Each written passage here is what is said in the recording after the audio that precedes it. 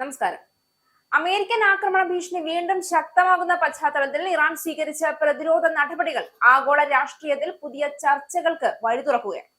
American ആക്രമണ ഭീതി കനത്തതിന് പിന്നാലെ ഏത് സാഹചര്യത്തെയും നേരിടാൻ ഇറാൻ തയ്യാറെടുക്കുന്നുവെന്ന് റിപ്പോർട്ടുകൾ പുറത്തുവന്നു കഴിഞ്ഞു.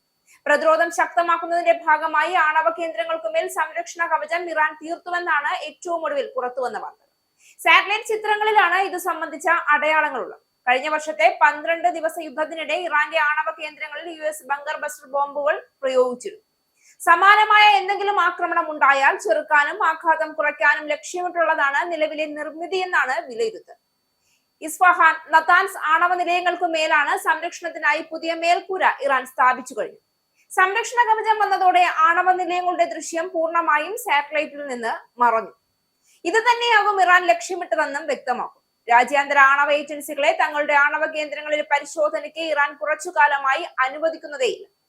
നിലവിലെ മേൽക്കൂര കെട്ടിമറക്കൽ കൂടി ആയതോടെ വിദൂരമായി പോലും ആണവ നിലയത്തിലേക്ക് നോക്കാനുള്ള സാധ്യതകളും ഇറാൻ അടച്ചുകഴിഞ്ഞു. ഇറാൻ US-ഉമായി കരാറിൽ എത്തേണ്ടി വരുമെന്നും അല്ലാത്ത പക്ഷം ആക്രമിക്കുമെന്നുമുള്ള ഭീഷണി അമേരിക്കൻ പ്രസിഡന്റ് ഡൊണാൾഡ് ട്രംപ് തുടർന്നുകൊണ്ടേയിരിക്കുകയാണ്.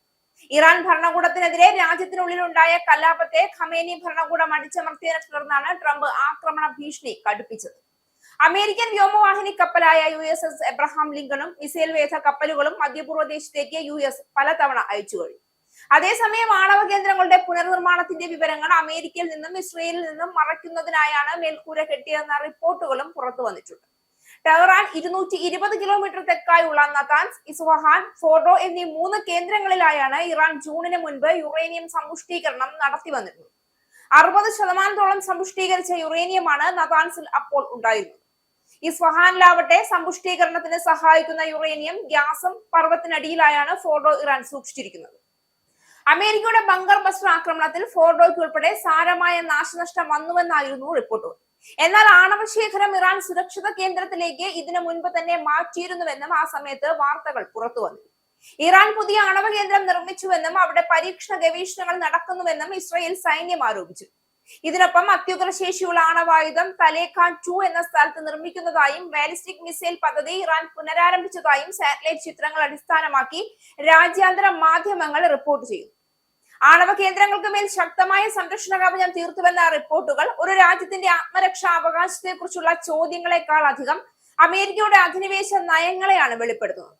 പ്രത്യേകിച്ച് ഡൊണാൾഡ് ട്രംപ് പ്രസിഡന്റ് ആയിരുന്ന കാലഘട്ടത്തിൽ മുതൽ അമേരിക്ക സ്വീകരിച്ച ഏകപക്ഷീയവും അഹങ്കാരപരവുമായ വിദേശ നയമാണ് പശ്ചിമേഷ്യയെ സ്ഥിരം സംഘർഷ ഭൂമിയാക്കി മാറ്റിയത്.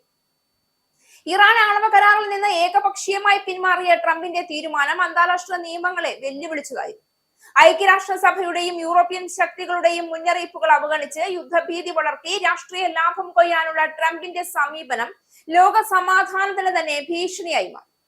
അമേരിക്ക ഫസ്റ്റ് എന്ന മുദ്രാവാക്യത്തിന് പിന്നിൽ ഒളിഞ്ഞത് സാമ്രാജ്യത്വ അഹങ്കാരവും ആയുധ വ്യവസായത്തിന്റെ താല്പര്യങ്ങളും മാത്രമാണ്. ഇത്തരം സാഹചര്യങ്ങളിലാണ് ഇറാൻ തങ്ങളുടെ സുരക്ഷ ഉറപ്പാക്കാൻ നിർബന്ധിതരാകുന്നത്. അത് ആക്രമണ മനോഭാവത്തിന്റെ തെളിവല്ല, മറിച്ച് തുടർച്ചയായ ഉപരോധങ്ങൾക്കും ഭീഷണികൾക്കും മുന്നിൽ ഒരു രാജ്യത്തിന്റെ നിലനിൽപ്പിനായുള്ള തയ്യാറെടുപ്പാണ് എന്ന് വേണം കണക്കാക്കാൻ.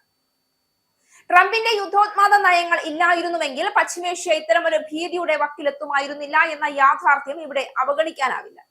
ഡൊണാൾഡ് ട്രംപ് നയിച്ച അമേരിക്ക ലോക പോലീസാകാൻ ശ്രമിച്ചുകൊണ്ട് നിരവധി രാജ്യങ്ങളുടെ പരമാധികാരം ലംഘിച്ചു. ഇറാഖ് മുതൽ അഫ്ഗാനിസ്ഥാൻ വരെ അമേരിക്ക നടത്തിയ ഇടപെടലുകളുടെ ഫലം എന്തായിരുന്നു? ഇത് ലോകം കണ്ടതാണ്. നശിച്ച നാമാവശേഷമായ രാജ്യങ്ങൾ, അഭയാർത്ഥികൾ, തീരാത്ത അസ്ഥിരത. ഇറാന്റെ കാര്യത്തിലും ട്രംപ് അതേ പഴയ യുദ്ധപാതയാണ് തിരഞ്ഞെടുത്തത്. സമാധാന ചർച്ചകൾക്കും നയതന്ത്ര മാർഗങ്ങൾക്കും പകരം ഉപരോധവും ഭീഷണിയും ആയുധ പ്രദർശനവുമാണ് അദ്ദേഹത്തിന്റെ ആയുധങ്ങൾ. ഇത് ശക്തിയുടെ പ്രകടനമല്ല, മറിച്ച് രാഷ്ട്രീയ പരാജയത്തിന്റെ ലക്ഷണമാണ്. സ്വന്തം രാജ്യത്തിനകത്തെ പ്രശ്നങ്ങൾ മറയ്ക്കാൻ വിദേശ ശത്രുക്കളെ സൃഷ്ടിക്കുന്ന ട്രംപിന്റെ ശൈലി അമേരിക്കയ്ക്കും ലോകത്തിനും ഒരുപോലെ അപകടകരമാണ്. ഇറാൻ തയ്യാറെടുക്കുന്നത് യുദ്ധം തേടിയല്ല, അതിനെ തടയാനാണ്. എന്നാൽ ട്രംപിനെ പോലുള്ള നേതാക്കൾ നിലനിൽക്കുന്നിടത്തോളം സമാധാനം എപ്പോഴും ഭീഷണിയിലായിരിക്കും. ലോകം ഇനി സാമ്രാജ്യത്വ ഭീഷണികളെ ചോദ്യം ചെയ്യേണ്ട സമയമാണ്. ആക്രമണ രാഷ്ട്രീയത്തെ ന്യായീകരിക്കുന്ന ട്രംപിന്റെ നിലപാടുകളെ ശക്തമായി എതിർക്കാതെ ആഗോള സമാധാനം സാധ്യമാകില്ല.